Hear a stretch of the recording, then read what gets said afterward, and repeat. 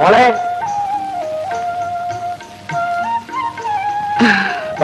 മുട്ടായി. ഇപ്പൊ ഇവക്ക് മാമനേക്കായി സ്നേഹം മുട്ടായിയോടാ. അവൾ എന്തിനെങ്കിലും സ്നേഹിച്ച് പഠിക്കട്ടെ. ഇത് കൊണ്ടുപോയി വെട്ടി കഴുകി വറുത്തും പൊരിച്ചൊക്കെ വയ്ക്കാൻ. ഇന്നെന്താ പതിവില്ലാതെ വലിയ മീൻ? അറിഞ്ഞില്ലേ, ചേട്ടൻ ജാമ്യത്തിലിറങ്ങുക. ജയിലിൽ 2 ദിവസമായിട്ട് ഗോതമ്പുണ്ടുമായിട്ട് കഴിയില്ലായിരുന്നു. ഇന്നെങ്കിലും വയറ് നിറച്ച് നല്ലതുപോലെ വല്ലതും കഴിക്കട്ടെ. കൂലി കിട്ടാത്ത ഈ സമയത്ത് എന്തിനാ ഇത് വാങ്ങിയത്? കടമല്ലേ, കാശ് കിട്ടുമ്പോൾ കൊടുക്കും. ബില്ല് മാറിയില്ലെങ്കിലും കൂലിക്കുടിശ്ശിക തീർത്തു കൊടുക്കാൻ സർക്കാരിൽ നിന്ന് പണം വെച്ചിട്ടുണ്ട്. അപ്പോൾ സമരം നിർത്താമല്ലോ. നിർത്താം, ഗോപാലൻ കിടന്ന് വാങ്ങാം. മോളെ, ഇന്ന് നിന്റെ മാമൻ വരും.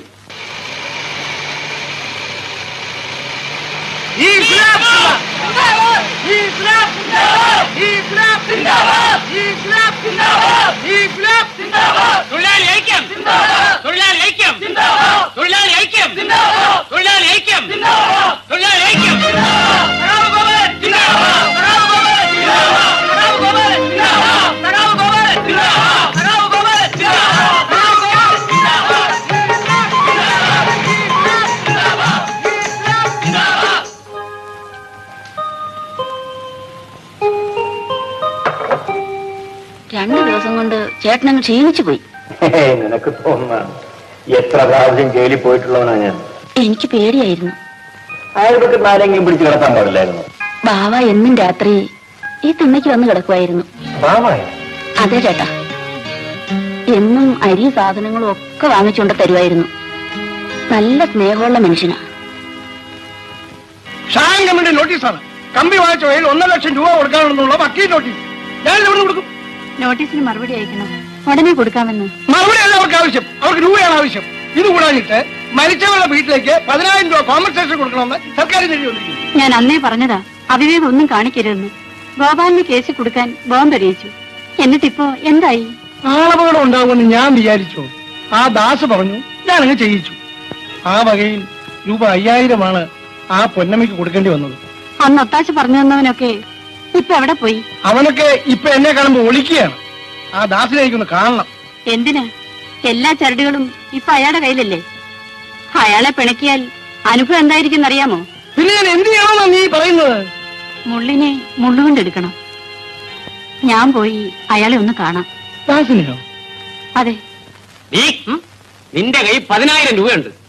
അത് നീ ഇവിടെ എവിടെയോ ഒളിച്ചു വെച്ചിരിക്കുകയാണെന്ന് ഞാൻ അറിഞ്ഞു. ഇതാര് പറഞ്ഞു മാമ? ആറുകൊലത്ത് ഗോവിന്ദപിള്ള. ആ മാടക്കടക്കാരനല്ലേ? അയാളുടെ അച്ഛൻ തന്നതായിരിക്കും. അപ്പൊ എഞ്ചിനീയർ സാർ തന്നെ കാശോടെ? അദ്ദേഹം കാശ് തരാമെന്ന് പറഞ്ഞിട്ട് ഇതുവരെ തന്നില്ല. അതല്ലാതെ നിന്റെ വേറെ കാശ് കാണണമല്ലോ. അതെനിക്കൊരു വീട് വയ്ക്കാന്. അപ്പൊ നിനക്ക് തനതായ വീട് വേണം, ഭർത്താവ് വേണം. നിന്നെ കൊണ്ടുകിടന്ന ആളാക്കി എനിക്ക് ഡിപ്ലിക്കോസ് അടിക്കാൻ പോലും കാലണ അറിയില്ല അല്ലേ? ശരി, നീ ഈ വീട്ടിൽ തന്നെയാണല്ലോ പണം ഒളിച്ചു വെച്ചിരിക്കുന്നത്. നമുക്ക് കണ്ടോളാം. ഒന്നും ചെയ്യാനുള്ള നായർ പെണ്ണല്ലോ. എന്റെ മോളുടെ പ്രായമല്ലേ ഉള്ളൂ. നിനക്ക് എന്നോട് ഒരു വാക്ക് പറയാമായിരുന്നില്ലേ? ഞാൻ അവളെ വിളിച്ച് എന്റെ വീട്ടിലെടുത്തില്ലായിരുന്നു. ഇത് പോകണം കേടായിപ്പ്. ഏത്? ആ ബാവേ ഉള്ളോടാ ഇവിടെ അവളെയും കുഞ്ഞിനെ സംരക്ഷിക്കാൻ. ബാബ എനിക്ക് നല്ലപോലെ അറിയാം. നീ വെറും ശുദ്ധനാടാ. വെടിമരുന്നിന്റെയും ചേർന്നാലേ പൊട്ടും. മനസ്സിലായില്ല? അന്യരായ ആണും പെണ്ണും തമ്മിൽ ചേർന്നാലേ സംഗതി കുഴപ്പമാണെന്ന്. ഏതായാലും വന്നത് വന്നു. ഇനിയെങ്കിലും നീ അവനെ അവിടെ അടുപ്പിക്കാം.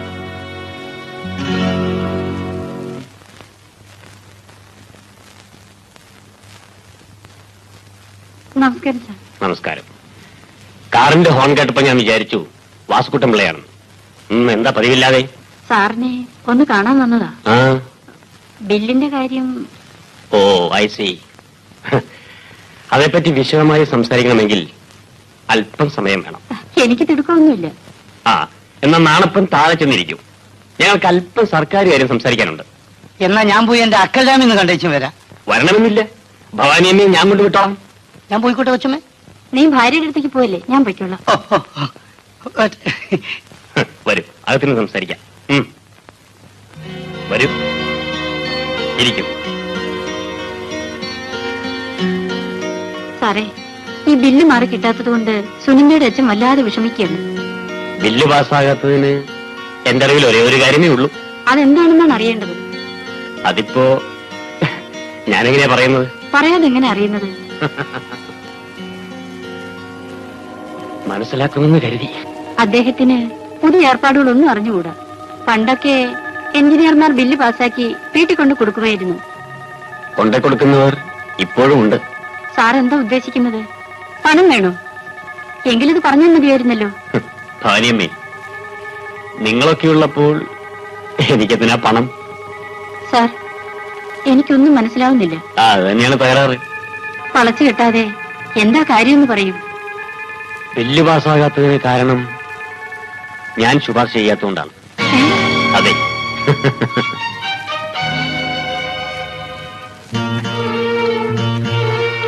ഞാൻ ശുപാർശ ചെയ്യണമെങ്കിൽ ഞാൻ ആഗ്രഹിക്കുന്നത് എനിക്ക് കിട്ടണം. ഞാൻ ഇത്ര വിചാരിച്ചില്ല. എന്റെ ഭർത്താവിന് കുറെ കടമുണ്ട്. പക്ഷേ അദ്ദേഹത്തിന്റെ മാനമാണ് എനിക്ക് വലുത്. നിങ്ങൾ പരിചയിച്ചിട്ടുള്ള വഴി ഇതായിരിക്കും. പക്ഷേ ദാസ്, വാസുക്കുട്ടമ്പിള്ളിയുടെ ഭാര്യയെ ഇതിനെ കിട്ടുകയില്ല. നിൽക്കൂ. വാസുക്കുട്ടമ്പിള്ള ഇന്ന് കൊലക്കേസിൽ പ്രതിയാണെന്ന് അറിയാമല്ലോ. സർവ്വ തെളിവുകളും എന്റെ കയ്യിലുണ്ട്. നാളെ തൂക്കുമരത്തിൽ വാസുക്കുട്ടമ്പിള്ളയുടെ ജീവൻ പിടഞ്ഞ് അവസാനിക്കുമ്പോ ഞാൻ നിങ്ങളെ വന്ന് കണ്ടോളാം. പൊക്കോളൂ. ഞങ്ങളെ ചതിക്കരുത്. എന്റെ ഭർത്താവ് നിരപരാധിയാണ്. അല്ല, അയാളാണ് പൊന്നമ്മയെ കൊണ്ട് ഗ്രാനേഡ് എറിയിച്ചത്, രണ്ടുപേരെ കൊല്ലിച്ചത്. ജീവിച്ചിരിക്കുന്ന ഭർത്താവിന്റെ മാനമല്ലേ നിങ്ങൾക്ക് വലുത്? നാളെ ആ മാനം എന്താകുമെന്ന് നമ്മൾക്ക് കാണാം. നിങ്ങൾ പോകുന്നില്ലേ? എനിക്ക് അല്പം ജോലിയുണ്ട്. ഇല്ല, ഞാൻ പോകുന്നില്ല. അദ്ദേഹത്തിന്റെ ജീവനേക്കാൾ വലുതായി എനിക്കൊന്നുമില്ല. ഒന്നും പേടിക്കാനില്ലെന്നേ. സാർ, ഞാനൊരു ഭാര്യയാണ്. അഭിമാനം. അത് ന്യായം. ഇതാ നോക്കൂ,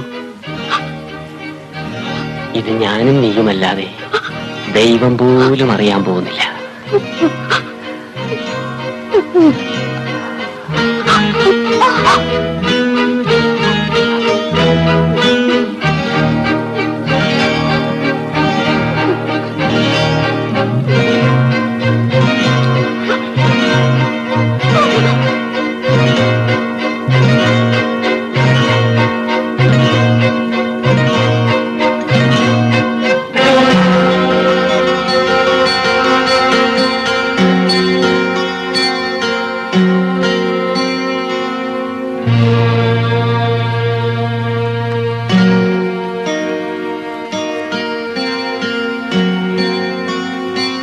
ഭവാനി,